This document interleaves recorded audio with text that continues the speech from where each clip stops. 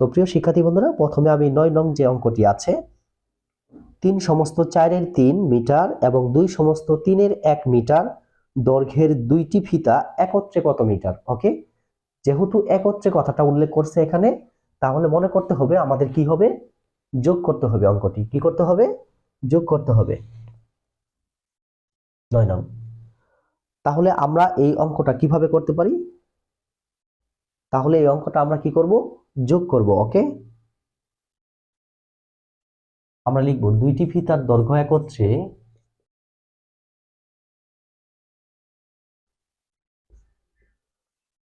দৈর্ঘ্য একত্রে, এই যে একত্রে হলে কি হয়ে যায়, যোগ হয়ে যায়। ওকে, তাহলে একত্রে 3 সমস্ত 4-এর 3 যোগ হলো 2 সমস্ত 3-এর 1 কি মিটার। ওকে, এটাকে এখন আমরা কি করব বলতো, এটাকে প্রথমে সমস্ত তুলে দিয়ে আমরা কি করব বলতো, অপ্রকৃত ভগ্নাংশে রূপান্তর করব। এটার সাথে এটা গুণ করব, 3 4 12, আর উপরে যেটা আছে এটা কি হয়, যোগ হয়ে যায়। 3 4 12 আর 3 কত হয় বলতো, 15। তার মানে উপরে 15, নিচে হলো 4, আর 3 দুগুণে 6, আর 1 কত 7, আর নিচে হলো 3। তাহলে কি এটা মিটার, আমরা এখানে ডট ব্যবহার করতে পারি।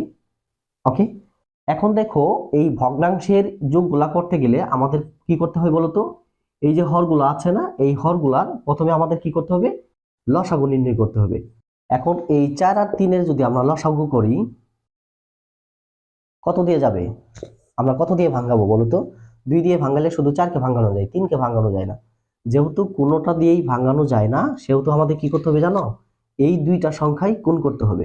3 4 কত হয় 12, তাহলে লসাগু বের হলো 12। ওকে, তাহলে এই যে 12 বের হলো লসাগু, এটাকে কি করতে হবে জানো, এই যে প্রথম ভগ্নাংশের হর আছে না, এই প্রথম ভগ্নাংশের হর দিয়ে ভাগ করতে হবে। দেখো 12কে যদি আমরা 4 দিয়ে ভাগ করি, 3 4 কত হয় 12, কত বের হলো 3। এই 3 দিয়ে উপরে যে সংখ্যাটা আছে এইটাকে কি করতে হবে, গুণ করতে হবে। কি করতে হবে, গুণ করতে হবে। 3 15 কত হয় 45, যোগ এই 3 দিয়ে এখন এটাকে কি করতে হবে, ভাগ। কি করতে হবে, ভাগ। তাহলে 3 4 কত হয় 12, আমরা যদি 12কে 3 দিয়ে ভাগ করি, 3 4 12 বের হয়, কত বের হলো 4। এখন এই 4 দিয়ে ওই যে উপরে 7 দেখতে পাচ্ছ, এই 7কে কি করতে হবে জানো, এই 7কে গুণ করতে হবে। তাহলে 4 7 কত হয় 28।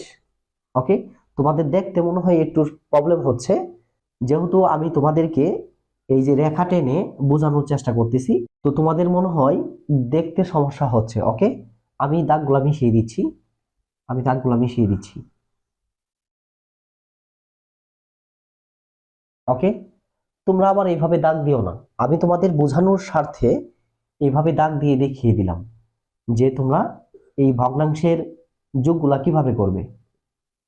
ওকে, এখন দেখো নিচে যা আছে তাই থাকবে, আর এটাকে যদি আমরা যোগ করি, 8 5 13, 3 হাতের 1, 1 গেল 2 এর মধ্যে 3, 3 আর কত হয় 73, কত বের হলো 12 73 মিটার বের হলো। ওকে, এখন দেখো এটা যেহেতু অপ্রকৃত ভগ্নাংশ হয়ে গেছে, তার মানে উপরেরটা বড় হয়ে গেছে, নিচেরটা ছোট, এটাকে আমরা সমস্ত করতে পারি।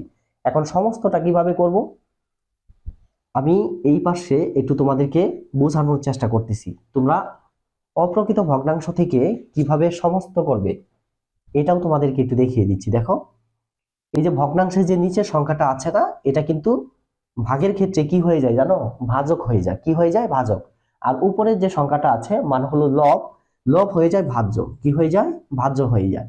তাহলে এটা যদি আমরা ভাগ করি, 5 12 60, 6 12 72, এই যে 72, এখন বিয়োগ করে কত থাকে 1। এই যে দেখো আমরা 73কে 12 দিয়ে ভাগ করলে ভাগফল কত পেলাম 6। এই যে 6 এর এখানে আমরা কি করব, এখানে একটা দাগ দিব। তারপর এই যে 12টা আছে না, এই 12টা নিচে চলে যাবে। ওকে, আর এই যে অবশিষ্ট 1 থাকলো, এটা উপরে চলে যাবে। দেখো এই যে 12 73, এটাকে ভাগ করে আমরা পেলাম হলো 6 সমস্ত 12 1, কত পেলাম 6 সমস্ত 12 1, কি এটা বলো তো, মিটার।